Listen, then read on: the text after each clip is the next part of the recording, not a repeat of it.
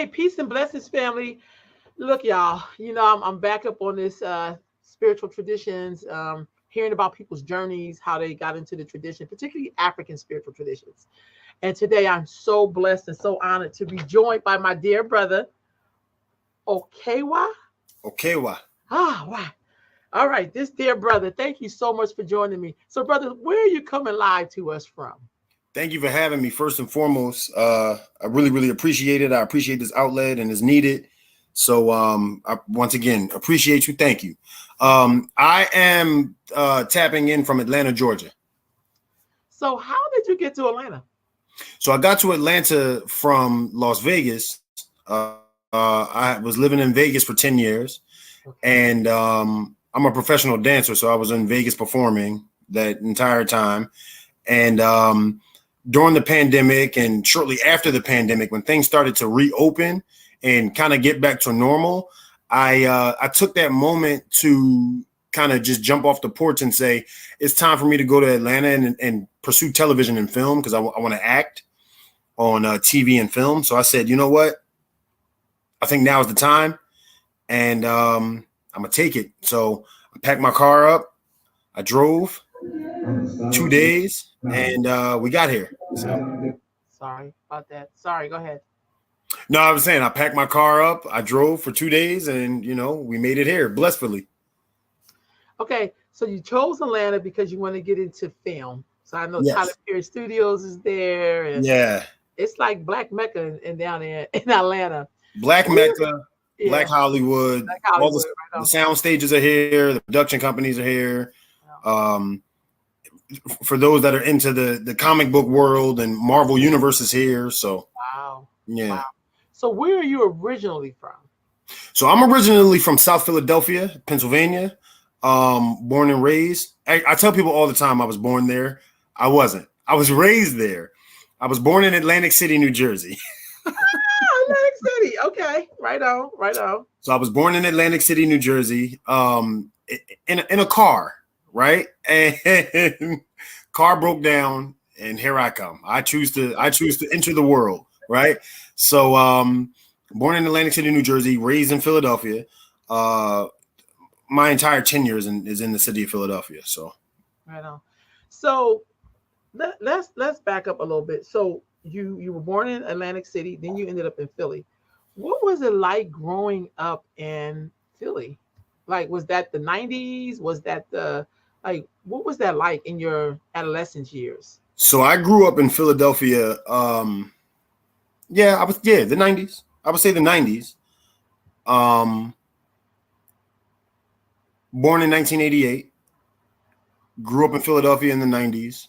Elementary school, kindergarten, elementary school, middle school, high school, everything in South Philadelphia. For me, Philly was great. Philly's, and we spoke about it earlier, Philly is a super duper blue collar city. Pennsylvania is a super duper blue collar state. So to be raised around and have the understanding of hard work and ethic, drive, especially as a dancer, as an entertainer, as an actor, a singer, all that, a musician, all of that stuff. Just understanding like being the first one there and the last one out. That's how I was raised and that's where I come from. So what were you doing besides singing and dancing? Do any spiritual work in your adolescent years, or were you exposed to this tradition at all? Of course. Yeah, that story. You see how big the smile on my face got, right? Yeah. That man, exposed to it. I mean, I don't think can you ever overexpose someone to something, right? I really don't know that answer, right? But exposed to it, absolutely. So I come from a family that is well known and well versed in the Ifa, Lukumi, Orisha community. In the city of Philadelphia.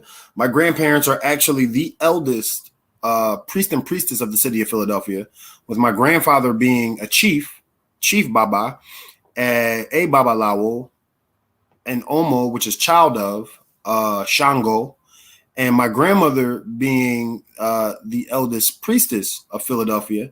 They have about 50 plus years. The last number, I don't want to be wrong, so I'm not going to say it out loud. But 50 plus years in Orisha and Ifa worship. My grandmother is a priestess of Oshun, the eldest Oshun priestess in the city of Philadelphia. My grandparents are in their early 80s right now. So my family also created, thanks with the help, well, not help, but the creation from my grandparents, they created a festival which is considered the eldest and longest running African street festival in America, which is called Odunde. Mm-hmm. And that was created by my family. My grandparents created that with the help of my aunt Lois Fernandez, Ibayantunu. She's no longer with us in the physical realm. Was created by my grandparents with the help of my aunt Lois, which is my grandmother's older sister. So she had a certain sense of connections in the city of Philadelphia, so far as city hall and politics and all of that type of stuff. And they brought her on board to create this African festival, which is a festival geared to celebrating and honoring Oshun. But, you know, back in the late 60s, early 70s, they couldn't name it the Oshun Festival because nobody's going to get that. Nobody's going to understand what the context is behind that unless we spend all day explaining to people why it's called that. So they just kind of, in a general format, just they said, we're going to call it Happy New Year. So we're going to call it Odunde, which is a celebration that comes from Nigeria that they do every year as well. So, yeah. So I've been overly exposed to this. I grew up in it is all I know. Right on. So with that being said, when you were younger, when everybody else was going to church, or because it's in Philly, maybe they was practicing Islam, how did this African spirituality for you as a young person, like, did you find yourself having to explain that all the time, or was it just like, we just doing this over here? Yeah, actually, I always found myself explaining it. So growing up, my brother and I, we went to school in the Italian neighborhood. So South Philadelphia is broken up, as Philadelphia is for those who are familiar with the city of Philadelphia. South Philly is broken up into two parts. So you have a big side, you have a small side. We're from the small side of South Philly, which is closer to Center City. But all of our lives, we went to school in South Philadelphia. So as I mentioned earlier, I went to kindergarten, elementary school, middle school, high school in South Philadelphia. Right. So being around a diverse group of kids and a diverse group of people and growing up around a diverse group of people, whether it was in my neighborhood, whether we were traveling out of the neighborhood to go to school or to go play basketball or to go to dance class or to go to, you know, practice for sports and things like that. There was always something that was being explained. My entire family, we all have Yoruba names, right? We all have Yoruba names. So explaining that in school and having to correct people on a consistent basis and explaining your religious practice, explaining what it is that we do, explaining what it is that we come from, and trying to teach people that look like us where actually it is that we come from and the respect that we're supposed to have for this. It became tedious in a sense. It became, a lot to deal with. I tell people all the time that are newbies in the practice or that have spent quite some time in the practice is that I was the guinea pig for this. Right? I was the guinea pig for this, right? So being as though I do have a traditional Yoruba name, right? I used to get made fun of for my name. I used to get made fun of for my cultural upbringing and my cultural love and the respect that we came with it. And, I was the kid, my brother and I, we were the kids in kindergarten, first day of school, or pictures and things like class pictures, and dripped and draped up in African, traditional African garb because we wanted to wear it. You know what I mean? So we used to get talked about that, and we'd talk about our names, and but that's neither here nor there. So yeah, it was always an explanation that had to be given behind why are you different. You know what I mean? So yeah, that's where that part plays in that. Did that change for you when you got, like, say, to high school? For me personally, yes, it did. It did change because I went to a performing arts high school, so everybody was different. Everybody brought a certain sense of difference to that institution, everyday life. Being able to see that I was like, oh, okay, I'm okay here. I'm normal here. I'm regular here. And then I also went to school with other practitioners of the faith, and so something recognizable. Right on. So let's back up for a minute. You said Yoruba. So a lot of people may not know what that is. Mm-hmm. Some people think it's just a tribe in Africa, like there are Aways and Fantis and what you said Ile, like what are all of those things? Okay, so I know, right? I'm just talking like, Okay, no, that's okay. That's what we're supposed to do. That's why I say interview. Ashe. So Ile, okay, so as Sister RoLanda, you mentioned Ile or Yoruba. What is Yoruba? Right? Yoruba is, of course, lack of a better term, Yoruba is the tribe, one of the main tribes out of West Africa, but out of a certain region of West Africa, Nigeria, right? So Yoruba is the tribes. There's multiple tribes. You have Efik, you have Igbo, you have, the Yorubas and a few others. So this is where Ifa comes from. This is where the practice of Orisha worship comes from. And we say religion for lack of a better term. And in conversational value, we say religion. Mm-hmm. Ifa is actually not a religion. Ifa is a way of life. Ifa is a way of life. Ifa is something that you practice on the daily, from sun up to sundown, every hour on the hour. There's certain positions within Ifa, there's certain setups within Ifa that make it a way of life. I tell people all the time, think about it this way. When you're driving down the street and you get that green light that you never get on the street that you always drive down, and you get that green light, that's a part of the everyday practice, right? I'm thankful for that.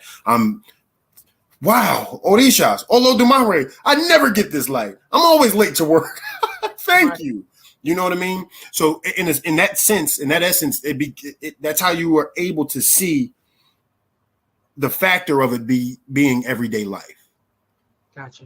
So I'm just, speaking Yoruba, saying certain words that are respective to the Yoruba language, Ile, house, Orishas are, our guardian angels, or Olodumare, God Almighty, Ifa, the ultimate diviner, the ultimate, testament and understanding of destiny, things like that. So how do you feel now you start to see a little bit more people, a lot of people practicing this tradition? How can I say? How do you know when it's like, usually when people go to church, like it's like 1,000 churches on every corner. You know what I mean? Especially in Black communities. Oh yeah. You don't always see that with this particular spiritual tradition, if you will. How do you feel about it getting more light?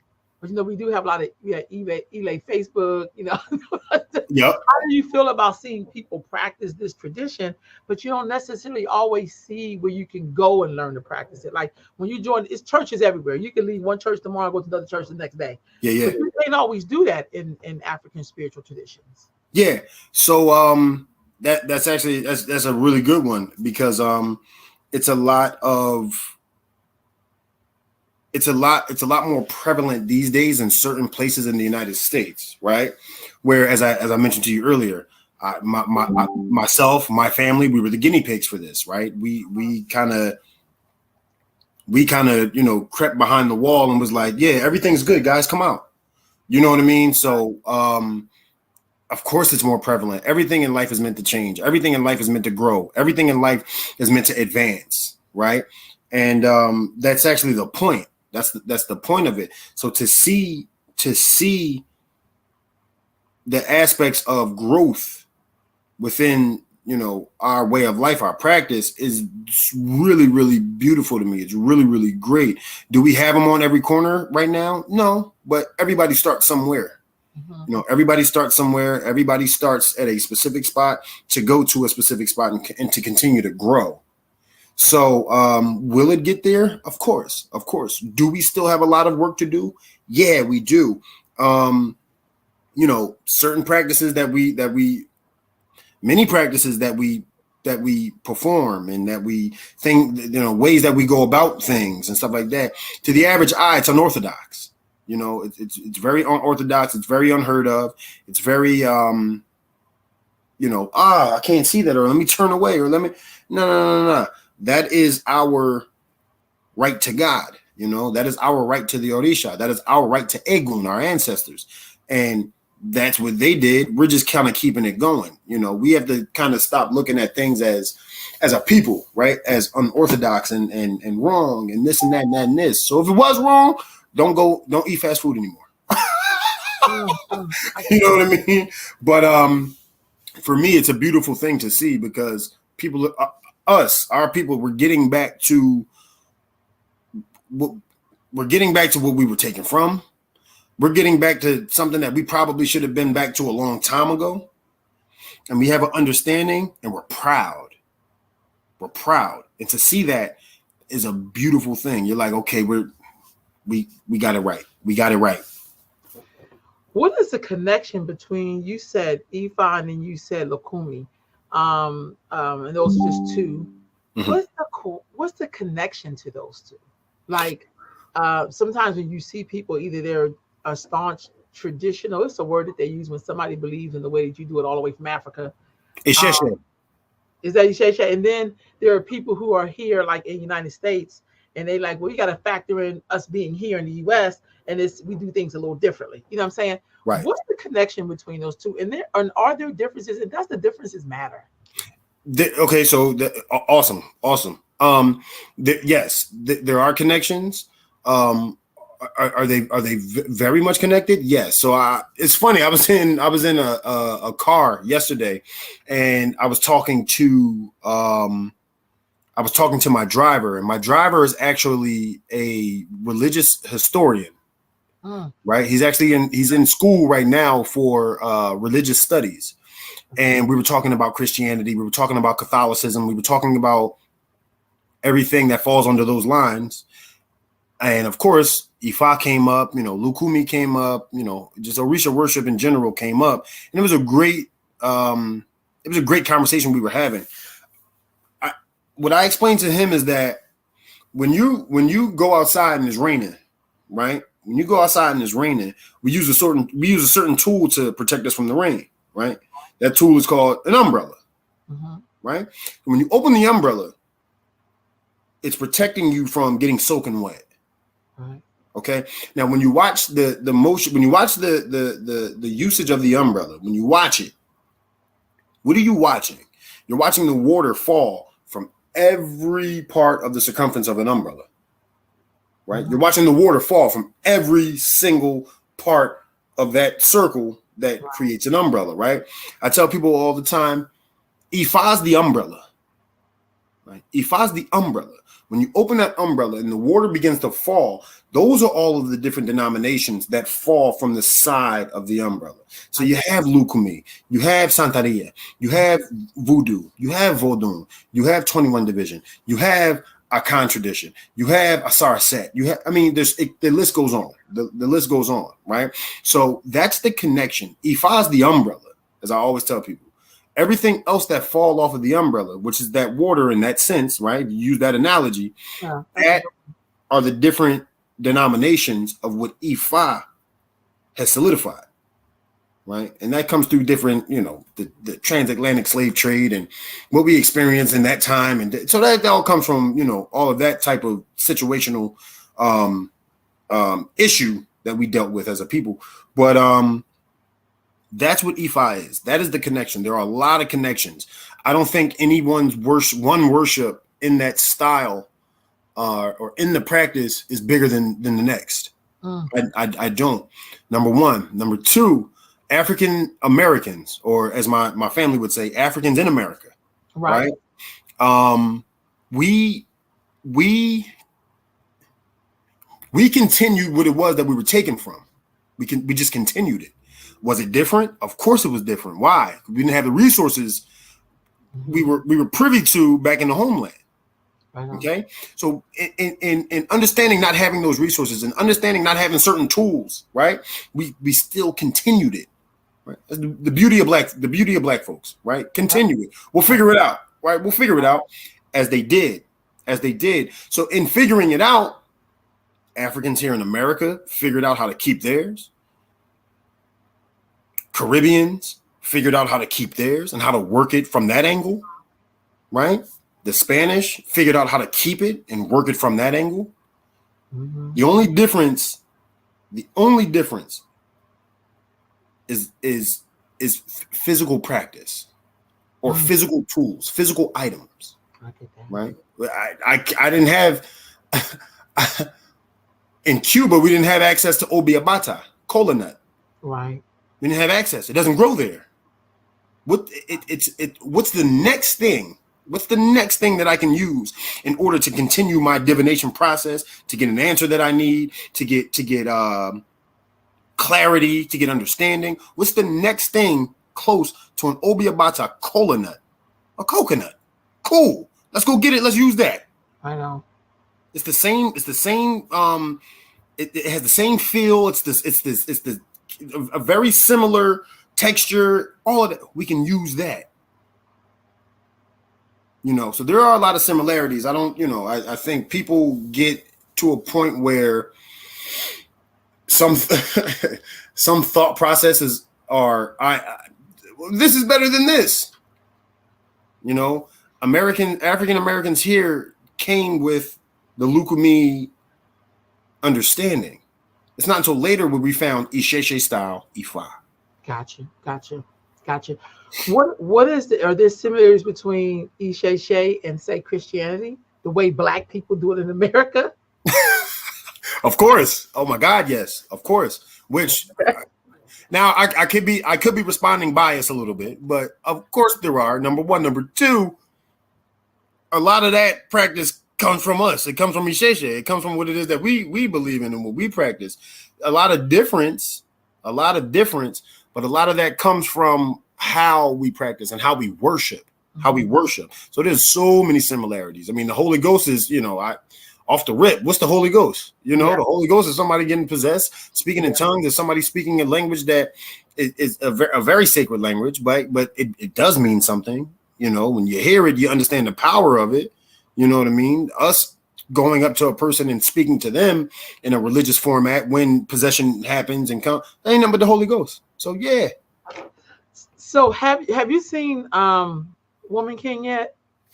I have not, and I need to. I should have saw it on day one. So Ifa is in there. So that, just so you know that. So all of that stuff is in there. However, so blood sacrifice is in there. What is the so when I've seen it twice, I've been taking young people to see it. Beautiful. So every time there's a blood sacrifice, sometimes you'll hear Black people who don't understand will say, "That's just devil work. That's What is the purpose of Black blood sacrifice, and how is that connected inside of Christianity? So I think sometimes you have to give people a reflection of themselves when they're looking at things. Like, well, your book do that too. So listen, people be peopling, man. I tell you. People be peopling. I like that. I tell you, people have a way of people have a way of seeing something and not correlating it. Mm-hmm. Right. We as human beings, we have a way of seeing something and not connecting it. Yeah. Which kind of is very ignorant. It's kind of very ignorant because you're not using your intelligence, right, to put two and two together to make four. Right. So once again, that's a different conversation. That's a whatever. But we have to begin to use our common sense. Right on. We have to begin to use our intelligence. Old proverb, what goes around comes around. That's positive and that's negative. Right. That's it. It's simple. It's positive and it's negative. What goes around comes around. So we talk about the animal sacrifices. We talk about the eje, the blood. We talk about, you're spilling animal blood. Da, da, da, da. Yeah, we are. You want to know why we are? Because this is the actual animal that they ate. This is the animal that they ate. This animal is very specific to this Orisha or this sector of Egun or whatever it may be, whatever you pick, whatever it may be. This animal is actually very sacred to it. We're not killing animals just to kill them. Remember what we do. We eat them. Certain parts of the animal we may keep for specific reasons. If we don't use those two aspects of it. We'll take it somewhere that that is sacred to that space, that is sacred for that specific Orisha within that space. Remember, let's take it back. Let's go back. Let's go back. Right? I'm glad we use animals as the sacrifice now. Right on. Because at one point, it was us. Right on. It was us. Mm-hmm. I got stuff to do tomorrow. I got money to make. I can't voluntarily give myself up for the greater cause. I'm sorry. I can't. What's the next best thing? Animals. And there's a certain sense of sacred energy within that. There's a sense of sacred energy within using, or that, should I say, that part of the practice, right? It's, they eat just like we eat. Thank God for that animal sacrifice. You want to know why? A community just ate. A community just ate. So yeah, I'll take that pig. We'll bust him down. You want to know why? Everybody gets to eat. Okay. So explain to us the concept of Orishas. The concept of Orishas. That's so dope that you pull this up, because I actually own this art piece. I own this art piece. Wow. The concept of Orishas, the conversation I had yesterday was very, very similar to the question I was just asked, right? So Orishas are, as I say it, I always say it to make it make sense to people. Orishas are God's disciples, in a sense. Okay, once again, lack of a better term or just conversational value. Orishas are God's disciples. God can't do everything for everybody at that specific time. Right. So they always say, yes, pray to God, pray to God. Yeah, of course, pray to him. Of course, pray to Olodumare, or some people could say Eledumare. Pray to him, or Akamara, God Almighty. Pray to him. He may not be able to get to it in the timely fashion that you want him to. So who are the next responsible beings that can? The ones that work for God Almighty himself. The Orishas. The Orishas are very specific to people. The Orishas are very specific to everyday life. They are very specific to energy, life's energy, everyday movement. And Ile, period. Ile, Ia, which is earth. Very specific to different sectors of the earth. Right? This is a very earthly and grounded way of life. And the Orishas are very, very connected to that. This is where they come from. This is where they've lived. This is where they thrive. This is where their best work is done, right?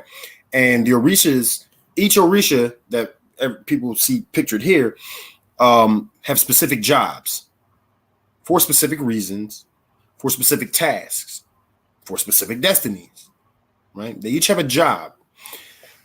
Their job is to take care of us. Their job is to also put us in our place when we think we are bigger than the greatest thing that's out there in life. So that's the responsibilities of the Orishas. They are very, very, very, very important deities. As you can see, man and woman, very specific to who it is, that we are and who we've grown to be, who we've grown to become as man, as woman, you know what I mean? So that's the importance of the Orishas. So how do you get to know what Orisha is governing you, or you being governed by? Because like right now, everybody I meet is Oshun. Like it's like I don't know if that's because of Beyonce. Like I don't know. Like you know what I mean? How did I know that was going to be? How did I know you were going to say that? Because who don't love Oshun? But I'm just saying, like everybody be like, oh Oshun, but they haven't gotten a reading. Like they may have gotten 1 or 2 readings. Like, well, I just feel like, do you pick your Orisha? Or do they pick you? But how do you know? Right. So in tapping into that, it's a process. It's a process to find out who governs in my head. I hope it's Oshun, right? 10 times out of 10 is not. Right. 10 times out of 10 is not. So I who know. governs my head? Who walks with on my feet? Who walks me? Who defends me? Who this is that? So there's a process for that. That process is through divination, through what we call dafa or ita. And that process is to sit on the mat with a respected priest called Babalawo, in which I am a Babalawo, to sit on that mat and to go through the process of finding out who governs you, right? Who governs you? As we tap back into that difference between Lukumi and Isheshe, there's a certain way to do it Lukumi style. There's a certain way to do it Isheshe style, right? But that's how one would go about receiving that information about themselves.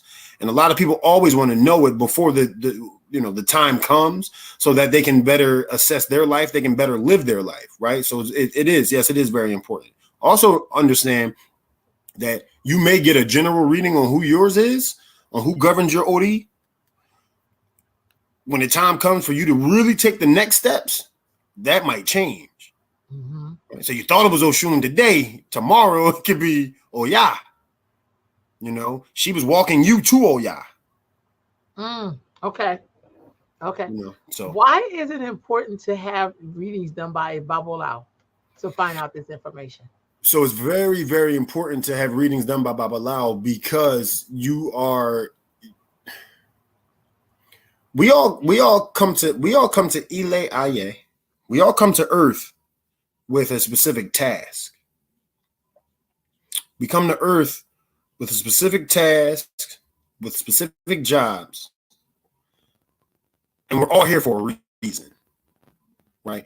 You go to a Babalawo or Awo Orumila, you go to us to find out, what is my destiny? What is my reason for being? What am I supposed to be doing out here? What is my calling? What is my objective? You know, what are the ideas that I'm supposed to come up with in my own, so that I understand what my life is giving, that I understand what my life is supposed to be presenting, not only for yourself, but for the greater good of mankind, right? We believe that we speak about Iwa Pele, and we speak about Iwa Rere, gentle character, gentle character, right? And we say a motto that I was raised with is to bring good into the world and let none be lost. Right. When you have an understanding of that type of motto, when you have an understanding of that type of teaching, general form, you have an idea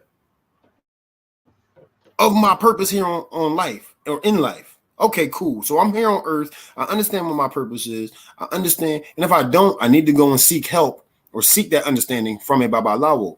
I need to see what my destiny is. I need to see what my purpose is. I need to see where my importance comes from in life. A lot of people don't have that. I had this conversation yesterday as well. Mm-hmm. A lot of people don't have that understanding of their importance in life. What is your purpose? What is your purpose? That's why we live in tumultuous times right now. Mm-hmm. Mm-hmm. No one understands their purpose.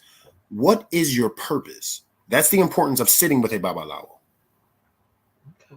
So once you go through that whole step, when do you know you're supposed to be initiated? And if so, what is initiation? Like, why do you need to do that? You just get readings and doing what the Babalawo tell you to do.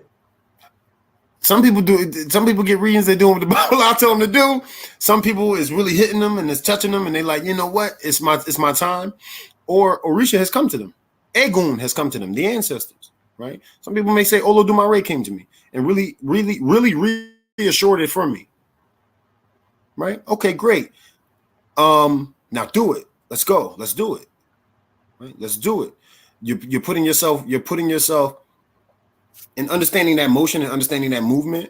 You're putting yourself in divine timing and in a divine order. Right? So it needs to be done. Right? People get that when, everybody's story is different.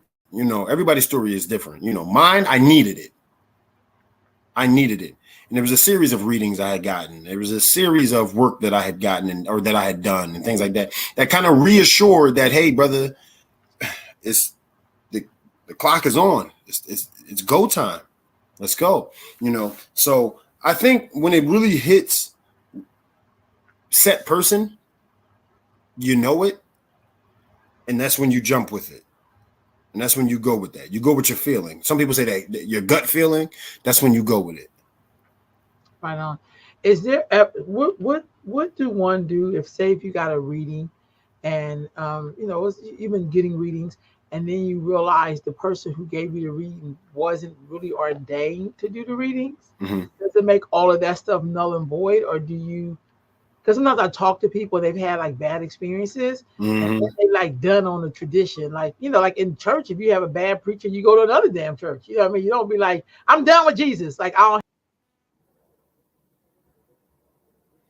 They don't never just give up on Jesus. You know what I mean? They just go Right. to the church. Right. So, what suggestion would you give to someone if they were really struggling and needing to, they thought they was getting the work done right, and turned out that none of the stuff was right?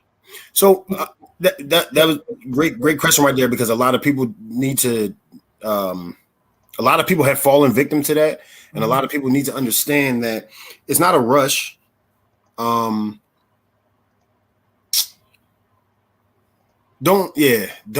Never, especially in something like this. I encourage people never to rush. I encourage people never to rush. Please do not rush. The reason you are not rushing, and the reason you shouldn't need to rush, is because that everything comes when it's supposed to come. Everything will happen for you when it is supposed to happen for you. Okay, everything will transpire for you when it is supposed to transpire for you. So the key word is when it's supposed to. Got you. Okay. Rushing this just to get certain accolades or certain titles or certain ifs, ands, or buts. That's can you teach? Right. So a lot of people fall victim in that essence to going to the wrong person, to go into the wrong house, to go into the wrong people to get this work done, because they're just so eager. They're so eager. They're ready to get it. They're ready to get it. Pull back. Pull back. A lot of people want something that we all have to notice. A lot of people's story, a lot of people's upbringing in this path is the same. It's the same, because we all were just fighting for understanding. We were fighting for not only understanding in our life, we were fighting for understanding for our lives. So we rushed it, right? Don't rush it. When you don't go with someone that is ordained, it is null and void. It is. Certain points might have been made that are correct, that you can kind of connect to and tap in with, but it wasn't by somebody that was ordained. It wasn't by somebody that went through the process. It wasn't by somebody that is giving the correct word. It wasn't from a true awo orumila. It wasn't from a true person that studies this, that knows this, or that comes from this. So it does null and void it, right? Until you go and you get the right. I tell people all the time as well, clients and a few of my godchildren, I tell them, I say, you don't find Ifa, Ifa finds you. Wow. You don't find Odisha, Odisha finds you. In turn, of course, you do find it. Of course you do, because you lay your eye on it. You notice it. You're like, okay, but that was Ifa finding its way to you. And that is very honest. That is a very honest movement. That is a very honest phrase. We just got that. We have to notice it. We have to understand what journey that we have just embarked on. A lot of people find this practice. A lot of people find this way of life from getting invited to something that's beautiful, not to the nitty gritty of it. Right. But that it's opened them up. They've gone to a drumming. They've gone to a celebration. They've gone to, a Egun celebration, a cajon for Egun, a Guido, a Fundamento. They've gone to these things, and they're like, this is beautiful. I mean, they're looking around the room. They're looking at the thrones. They're like, this is beautiful. Wow. That was Orisha finding them. A simple invite from a friend. So I share that with people all the time, and they're always like, "Wow, that makes sense." What do you? So in your journey, has it, because it's been in your family? Do you find it to be an easy journey for you because you were born into it? Oh no! Oh no! Not easy in the Not easy in the easiest bit. No, because you is. I say, okay. So I'll give 50-50. I say easy because I have an understanding of who I am and what my purpose is in life and what my purpose always should have been or what it would have become, and living with Iwa Pele and living with Iwa Rere, having that understanding, right? That was easy. Being accountable for myself, that was easy, right? Going through life, no. I'm not rich yet. I'm not a billionaire yet. So it wasn't as easy as, one would think it to be. But again, it's all of those trials and tribulations, it's all of those testaments, it's all of the obstacles you may go through, it's all of the tests that you may go through and that you may experience within this journey that makes you who you are. It makes us. So how do you see this tradition reflected in Philadelphia's culture? Oh man. Once again, I got to give kudos and respect and a shout out to my grandparents for being very, very vocal, along with others that are very prominent practitioners of the culture, and even next to religion, just African spirituality, period. Understanding what it is to be African, understanding what it is to be Muslim, understanding what it is to be an Ifa worshiper, a Santeria worshiper, a Lukumi worshiper, voodoo, whatever it may be. Philadelphia was very, very tied in on that. Whether it was a grand community, humongous, whether it was, just the community within themselves, right? Philadelphia is very, very influential as one of the, it's one of the major hubs of it. Mm-hmm. One of the major hubs of it. We got to give credit to, Chief Surgeon, Kabiesi, for sending his soldiers to different parts of the United States to create temples and to create religious institutions and study hubs and places where you can have classes and places where people can learn, So Philadelphia is one of those places. My grandfather was sent to Philadelphia to create that from the king of Oyotunji village. Just seeing that work and being a part of that history, being a part of that knowledge and that upbringing, man, it really makes you feel, it really does make you feel special. But it's an ongoing joke that my uncles and I have, my mom and I have, my aunts, and it's an ongoing joke that we don't boast it. We've lived it.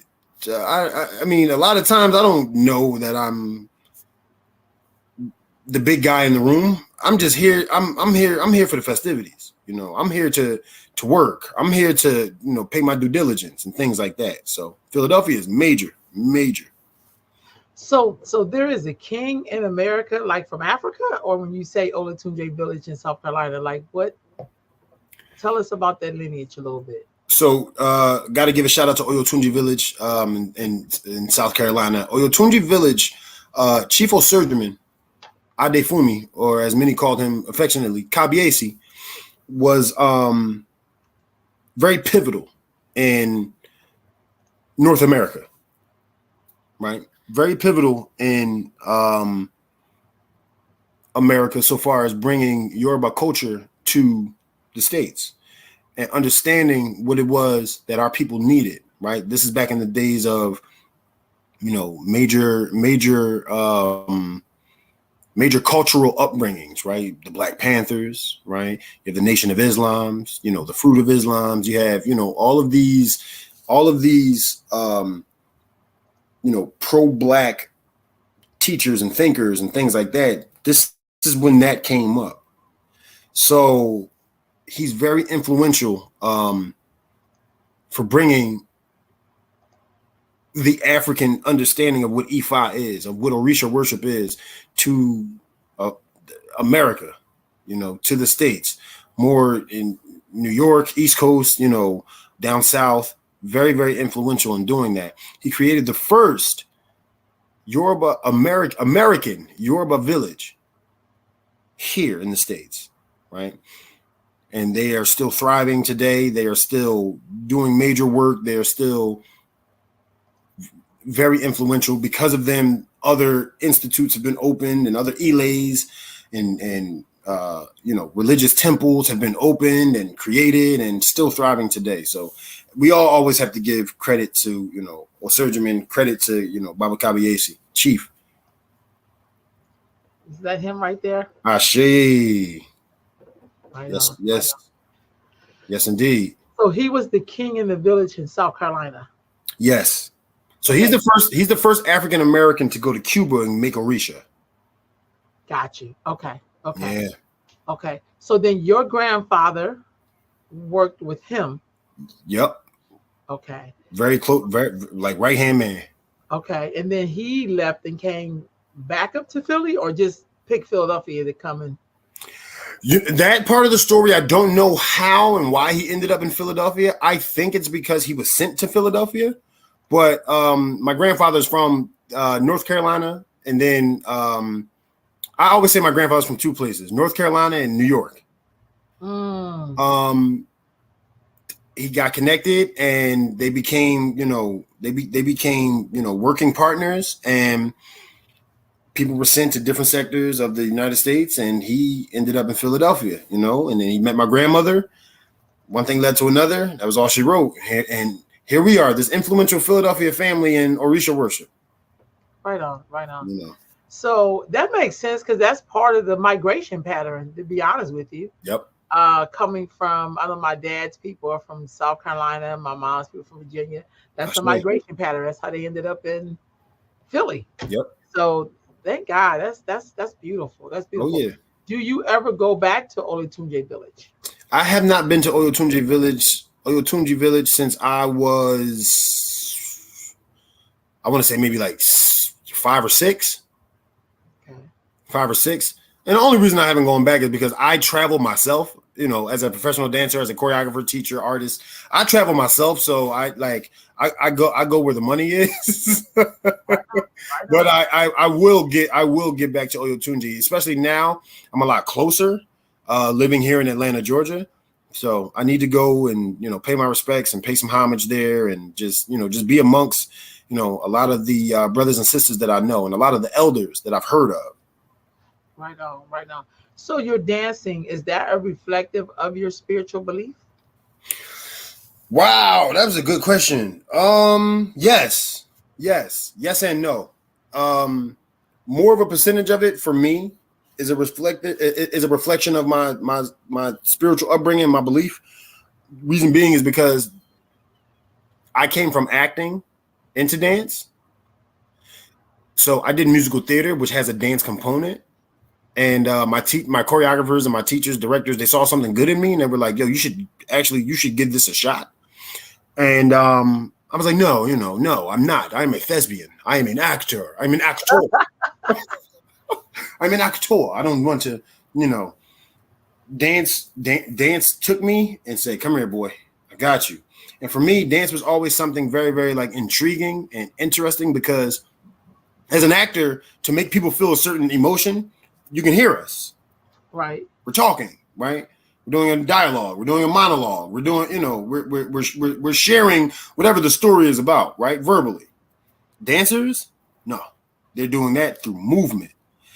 Flying through the air, turning on one foot. I mean, certain movement and just style and, contemporary ballet, modern, jazz, hip hop, tap. I'm feeling all of these emotions, and you're not saying a single word. I said, that's an act of God. That's an art of God. I said, I got to be a part of this. And that was all she wrote. So what is your duties of being a Babalao? Like, are you active in the Ile, or are you just kind of like, what are you doing?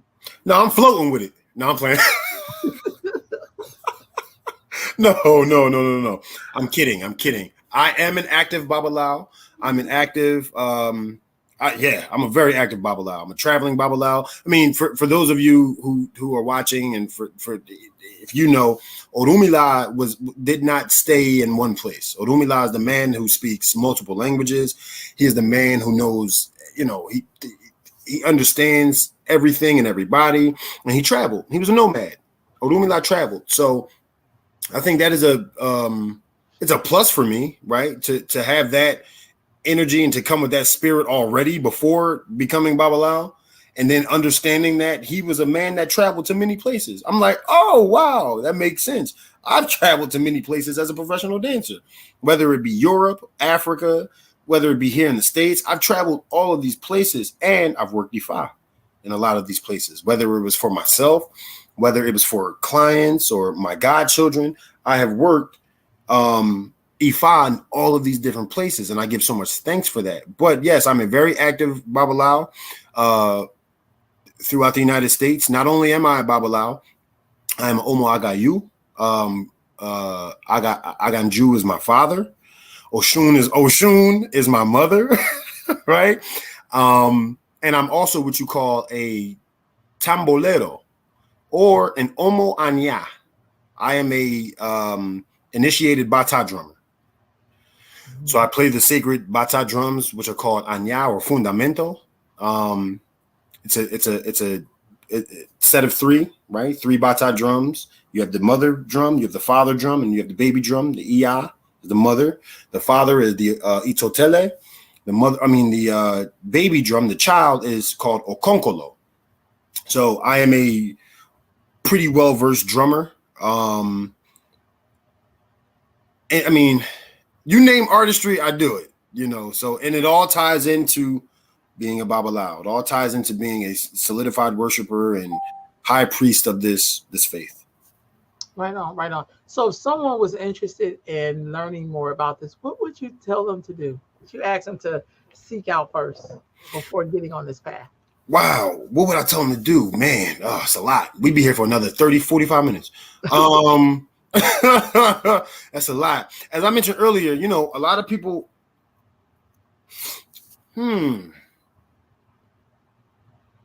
I'll go simple. I would tell people, come to a drumming. Come to a bimbe. Come to a tambor. Come and see. Come and hear the music. Come and see the dance. Come and listen to the drums play. Come and experience it. Come and experience it. In which a lot of people, that is their first experience ever. They've gone to a drumming. You can ask the average person, how did you get into Odisha worship? How did you get into this? I went to a drumming. The drumming was lit. It called me ever since, So me personally, and no, I'm not being biased in saying that. I am a drummer, and come see us rock out. But come to a drumming, you'll get what will be explained to you over the course of your lifetime. You'll get that in one setting, off of one view. Then everything else will fall into place for you. So I tell people all the time, come to a drumming, come and see it, come and feel it. They don't happen all the time, but when they do happen, come and feel it. Sometimes when I meet dancers, when I go to Oakland in particular, and I meet a lot of the dancers who are running different programs, a lot of them are in the tradition. And I wonder if that's because they got introduced to it through dancing. That too. You know what I'm saying? That too. So, is this a good religion for men? A good spiritual practice for men? I see a lot of women, but I just wonder how it pans out. Yo, you firing off right now. These are some great questions. These are questions people don't ask. No. This is awesome. I just wonder, because I do see a lot of women, but I just, for men, I mean, this is a lot of work. Oh yeah, no, it's really great for men, and we need men. We need men, and a lot of things. People ask all the time. Okay, so is Ifa, is it male driven or is it female driven? It's a mixture of both. One can't move without the other, right? One can't move without the other. So we need men. I would say this: men are the muscle within the religion. Okay, men might be the diviners or the big babalawos, the big priests, chiefs, and this and that and that and this. But we can't move without the female, the female energy. We can't move without that. There's a lot of work that needs to be done. I can't do all of that work with an Ile full of men. We need that female energy around. We need, those hands to bless certain things. We need those hands to work certain things. Women know something that we don't know. We know something that women don't know. How do we know it all together? You bring it together. So it's not, it's not 100% matriarch. It's not 100% patriarch. Right on. We need it. I was about to cuss. I'm sorry. Forget. See, that's the Philly. That's the Philly coming out of me. I know. Forget title. Forget all of this big shit. Excuse my language. Forget it. I need you. And she should be saying the same thing. I need you. Cool. We need each other. Let's work. Is there a way that all of the people who, like in Christian religion, they have Baptist conventions, they have, basically Baptist conventions. Is it something like that as it pertains to the spiritual tradition? Absolutely.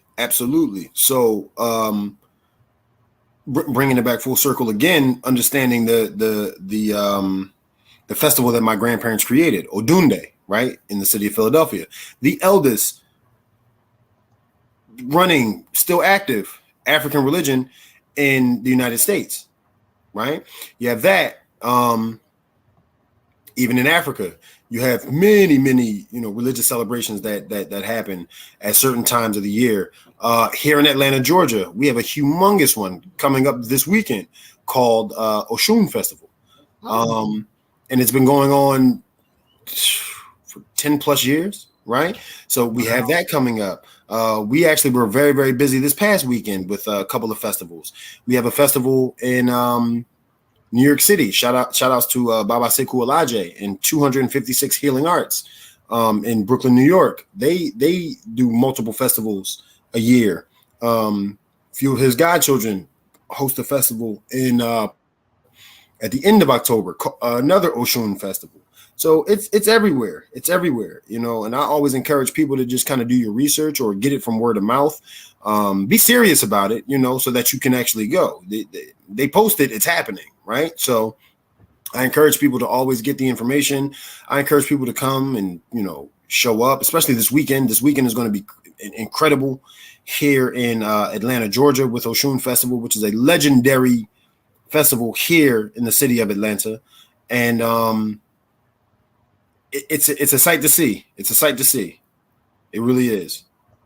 All right.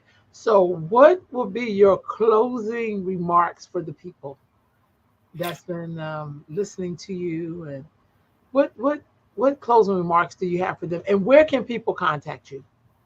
Yeah, so my closing remarks would be by my album. No, I'm playing. I'm kidding.